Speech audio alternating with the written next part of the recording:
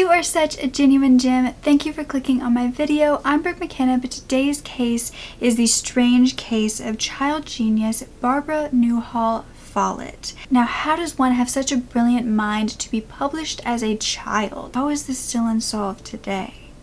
By the way, the Gone podcast did an episode on this which has so much information, which I did get some of my information from. So if you would like to listen to it, I will leave a link down below. And I am doing ODDtober this month, where I'm posting the strangest cases that I can find. So much throughout the month. There's going to be so much content, so make sure you are not missing out. Make sure you're subscribed with the post notification bell on, and if you want to make a girl happy, all you have to do is thumbs up and leave some nice comments down below. Now let's get back to the story. So it was 1939 in Massachusetts, and Barbara Newhall Follett was living in Brookline with her husband at the time, named Nicholas Rogers. Now, Barbara had been born on March 4th of 1914, and from a very young age, everybody knew that she was special. She had been born to Father Wilson Follett, which was a critic and an editor, and her mother was Helen Thomas, who was a children's writer. And so from a very young age, she had grown up being homeschooled by them and was very much ahead of her other peers because of that and because of who her parents were. She loved nature, especially birds and butterflies. She loved music, but her true passion was literature. And by the age of 3, she was reading like a pro, and the next year she was writing poetry, and it was actually good. Not just good though, impressive. And her parents were so happy that the talent of expressing oneself through words that they had used throughout their years had been kind of passed down to their daughter, and they were encouraging her to continue. When she was just 6 years old, the short story writing began, and it began with a fantasy that was 4,500 words, and it was called The Life of the Spinning Wheel, the Rocking Horse, and the Rabbit. And it began, once upon a time, though I can't say exactly when, there lived in a far-off country a spinning wheel, a rocking horse, and a rabbit. They knew many of the people in that country. They lived in a house with many pretty things in it, such as I'm going to tell you about. Amethyst, turquoise, opals, pearls, diamonds, and rubies, and precious stones of all kinds. This came from a mind of a 6-year-old. And at this time, when she wasn't writing, she was playing in her own pretend world that she had created, and it was called Farksolia, where they had their own language called Farksu. And that's just incredible that she could not only create a place where she imagined playing, but also their very own language. At just 8 years old, Barbara would write an entire novel for her mother as a birthday present. To do so, she would have to write 5,000 words a day, which is an incredible task even for most accomplished adult writers today. That is very hard to do. I think one of the only ones that do so is Stephen King. I've done so for a while. If you didn't know, I'm a writer, and I did so for a while, and it's very, very extremely hard to do. But Barbara was doing so, and this novel was called The House Without Windows. So just imagine 8-year-old Barbara typing away on her portable typewriter, creating a whole imaginary world while people her own age were creating crafts with sticks and glue. I mean, that's still cute as a birthday present, but not as astonishing. Unfortunately, she would give this manuscript to her mother, but it would be turned to ash within that year because that October, their family home would be burnt down, and the manuscript went with it. However, this didn't stop Barbara. It stopped her for a few months. She kind of got a little discouraged by it, but then with her father's help, she decided to rewrite the entire thing because they didn't have computers where she could click save on it and go back to it. She had to create the entire thing again by memory. In 1927, when she was 12, this novel was finally done, and it was even bigger than it was before and even better, and it got accepted to be published by the Knopf Publishing House, and this was a huge hit in the public and the press. The New York Times, the Saturday Review, and the H.L. Mackinnon all had wonderful things to say about her book, especially the fact that she was only 12. This novel was about a little girl named Eversip who lived on a mountain and was so lonely that she began to talk to animals. And many people couldn't believe that a girl her age, a child, had written such a wonderful novel. But Barbara wasn't done there. She had many more stories to tell, and in fact, she wanted to do more than just sit around and do schoolwork at her home.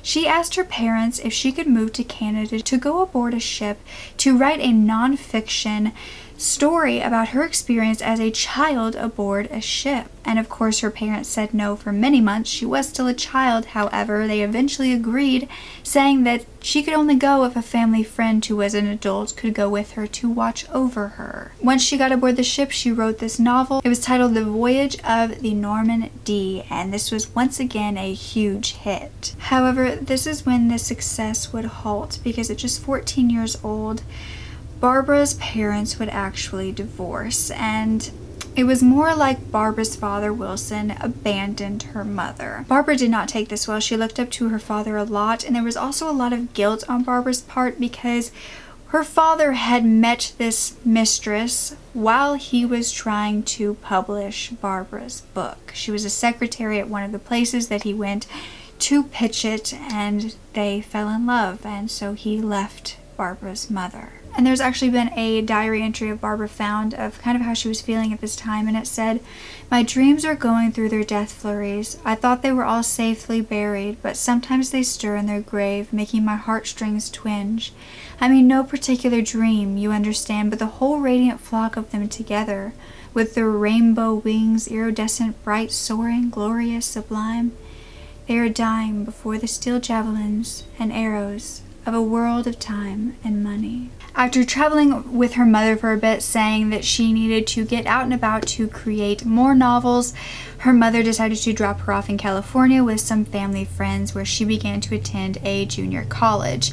And at first, she was really excited. She had never gone to a real school before, but she quickly realized there was a reason why, and she did not like it whatsoever, and she in fact tried to run away so she didn't have to go. She was tracked down, and then after that, her mother came to get her and told her that if she was not going to go back to school, she would need to get a job. And so at 16, Barbara did so and became a typist in New York. She was writing more novels at the time, including one called Lost Island and Travels Without a Donkey. At this point, Barbara was 17, and she met 22-year-old Nickerson Rogers, and the next year they traveled through Europe and the United States, just kind of looking at the nature and what the world had to offer. They both loved to do so, and that's when they decided to get married and get their own place in Brookline, Massachusetts. They seemed happy for a while, but by 1939, everything would change, and that was all because of a letter. Barbara was 25 at this point. She got a letter from her husband saying he no longer wanted to be with her. Barbara was away visiting a friend, and she immediately came back and told him they could work it out, that they could get through this, and for a while they did. She was giving her husband a chance, even after he admitted to cheating on her. But eventually, Barbara wrote a letter to a friend saying, "I think I've persuaded him to give me a chance. He's a very kind person, really, and hates to hurt people. He hated to write that letter, that's why it sounded so awful. I think that if I can really prove that I'm different, why, maybe things will work out. He still doesn't quite believe, as he says, that a leopard can change its spots." Which, girl, he was right.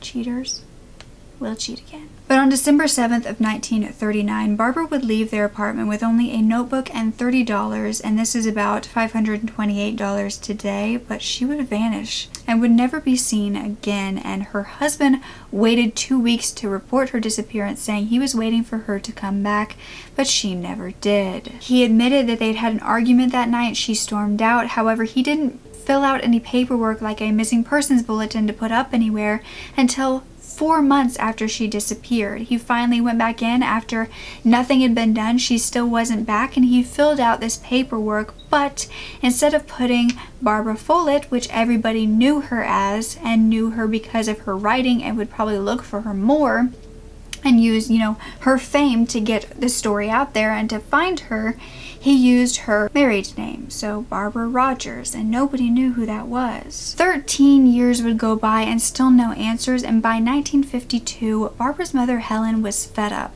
nobody had done anything and she was going to get people to do something. She went to investigators and she truly believed that Nickerson had something to do with it and that Barbara hadn't just run away on her own. Helen had even wrote Nickerson a letter saying, "All this silence on your part looks as if you had something to hide concerning Barbara's disappearance. You cannot believe that I shall sit idle during my last few years and not make whatever effort I can to find out whether Bar is alive or dead, whether, or perhaps, she is in some institute suffering from amnesia or a nervous breakdown." Even with this investigation, years later, her body was never found. In fact, no other evidence of her whereabouts or foul play was ever found, and some do believe that she died of suicide because she couldn't handle the thought of being without Nickerson and he was going to leave her.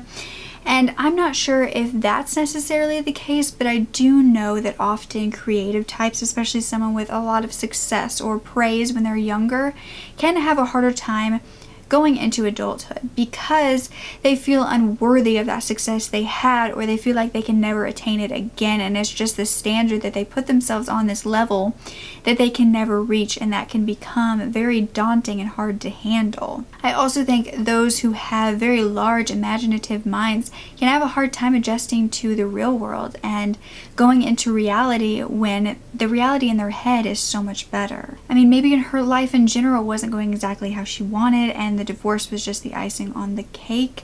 I mean, her last letter to her friend did say, "In my last letter I told you things were going well, and I thought they were. They continued to go well for a time, at least I thought so, and I was happy, and decided that the worst part of the ordeal was over, but that was too easy. No such luck. I don't know what to say now. On the surface things are terribly, terribly calm, and wrong, just as wrong as they can be. I am trying. We are both trying. I still think there's a chance that the outcome will be a happy one, but I would have to think that anyway in order to live. So you can draw any conclusions you like from that." And this was sent a month before she disappeared. Or maybe she did run away like she had when she didn't want to go to junior college anymore. She'd showed she'd do that before. Did she do that now? Maybe she found a secluded place in nature somewhere where she didn't have to be around the harsh reality, that she could kind of make a life for herself. Or maybe her husband did something horrible to her that night because he didn't want to deal with her or the divorce anymore. No one knows what happened to this beautiful woman, and unfortunately the world lost her brilliant mind and knowing what kind of stories she could have written in her later years. And this leads me to the question, do you think she stopped writing? Or do you think she was somewhere writing novels under a different name that we've been reading all along? Or do you think her husband did something horrible and then waited 4 months to make sure he covered it up? I'm really not sure about this one. I'm almost leaning more towards death by suicide in this case, and I'm not sure why. I try not to always in these cases because I know that's the first thing that everybody goes to, and I'm not one to go for that right off the bat. I always look at foul play first. And I do think there's still a chance that her husband could have done something. However, I do think that there was just so much pointing to that she was a very lost soul that wanted some peace away from life itself. And I hate to say that, but I do think it could be the case. But I am never one to say that her husband couldn't have done anything, because I think that's a very, very good theory. But like I always say, make sure to leave those theories down below, because I love hearing your brilliant minds, because you come up with such amazing theories and it always just blows my mind hearing them. You were all so incredible and so smart, and I'm so thankful to have you in my life and supporting me, because I love you. So don't ever forget to speak up. Your voice is powerful enough, and I love you to absolute pieces. Okay, bye.